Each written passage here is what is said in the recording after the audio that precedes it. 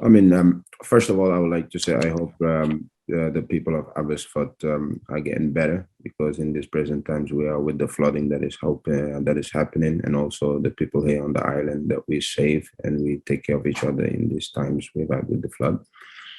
Given that, yeah, we're very lucky and fortunate to play the game that we love, and obviously we're playing against a team that we know, that we played 6 or 7 times, and it's tied in wins and it's tied in losses. So this is the final game, and in the final game, you leave everything you have on the pitch, and our boys are more than ready. I just want. What do you see as the key to the fixture? Come on, Cleve, man. If I tell you the key to the fixture, now I'm giving them a head start. No, simple question. Listen, there's nothing Tommy's going to do that I don't expect. There's nothing I'm going to do he's not going to expect. It's going to be a game of the little margins. The little details is what always win and loses football games. And at the end of the day, if we get our margins right, we're going to we'll win this game. Thanks, Pa. You're welcome. Thank you, Cleve. Next question to you, Benedict. Go ahead. Thank you, Pa. The playoffs are finally here, I guess. How excited are you for this, and how excited are the players to play in the business end of the season now? No, the players are super excited. They've been buzzing in training. They're happy. They're smiling. You know, they're looking forward for this, because I'm so proud of this group, from where we are to how much work that they put in and keep putting in, and the demands, that the expectation we've been asking them. It's been phenomenal. So now it's just out for them to go enjoy themselves, play the way that we know we can play, fight the way we know we can fight, and then the outcome is the outcome. For me, it's always about the process of seeing these young men grow every single day, and I have no doubt that they're going to do themselves justice. And we know you're going to be out without a couple of players through suspension. Just wondering if there's any players ruled out through injury as well. Nope. Thanks, Pa. You're welcome, brother. Thanks, Benedict. Next question to you, Brandon. Go ahead. Thanks, Trisha. Hey, Pa, just how are you doing this afternoon? I'm doing well, Brandon. How are you? This morning, even for you guys out on the West Coast, huh? Yeah. Just a quick question from me, just on really what you've seen from the team this whole season. I know that with the battles against Cavalry, they've been very, very close. Just I know that you sort of mentioned it earlier with Cleve's question, but just how close do you see the margins being in this match in Calgary? Oh, it's going to be the minimal. Like the last game, the difference was Joe Mason take his chance that they created. Manu misses opportunity that we created. So that is football, games of margins, right? So, but if you look at the overall score, we scored 8 goals. They scored 6 goals. So that's 2 plus goals for us, right? So that means that we can score goals. We won there, we've gone there, and won there, we've gone there, and tied there, we've gone there, they lost there. So it doesn't matter. Now it's just about refining the finer details for the boys, which has been great, because it's been a very compact season where you train or play, rest, play, right? You haven't had time like this time, and it's been wonderful for them, to also recharge their batteries and get ready for this game. So we are where we need to be. And with everything's going around the season, I mean, it's been fantastic for us. Places that we've gone, if you have told us that we're going to do it prior to the season, yes, I believed so. But when it's happening during the season, it's even more remarkable, So for these boys to see that and to be able to perform the way that they perform.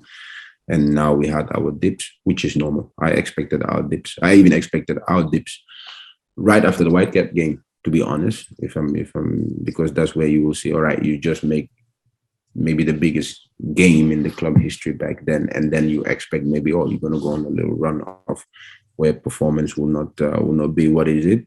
But they kept going, and then we have our little dips, which is normal. So that's what you expect from a team. And I know people say, oh, yeah, this is not the right moment because you're going into playoffs. It don't matter. Playoffs is playoff. You're playing one game. So all you got to do is that. So for me, all those things doesn't matter to me. What matters to me is where we are right now. And where we right now is we're training today. Boys are happy. And tomorrow we are going to play against Calgary. That's all.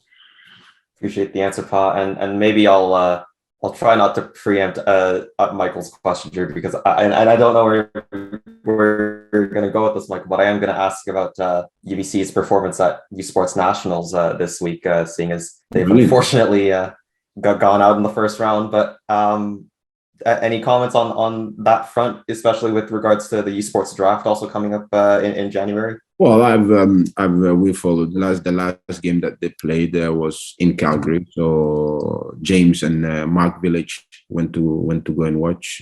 I'll be honest. My focus in the playoffs. My focus is not in watching the U Sports draft. That's why you have assistant that's watch there and they give me the scouting reports. But I was happy that the UBC won, but I haven't seen the later results.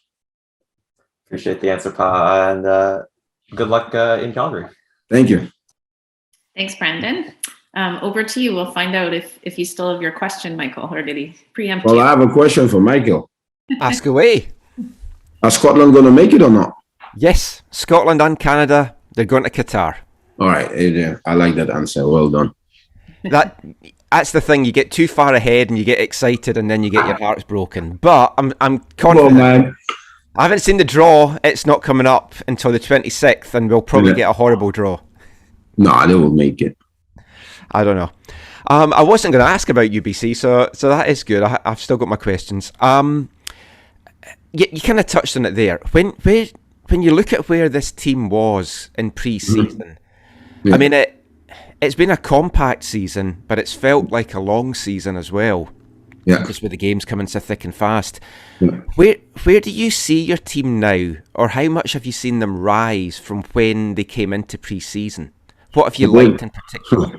This team is very resilient. This team rise to the occasion every single day. Whatever is thrown at them, they have this professional mindset. Every single of them coming into work, enjoying the process. Like I said, we focus on the process. We don't focus on the outcome. The outcome, everybody knows what the outcome is when you're in professional sport or what you ever do in your life, right? But for us, it's about the daily progress. It's about trusting the process that we build from pre-season and working towards it, right? And we know we're going to have our dips. We know we're not going to be from. It's normal.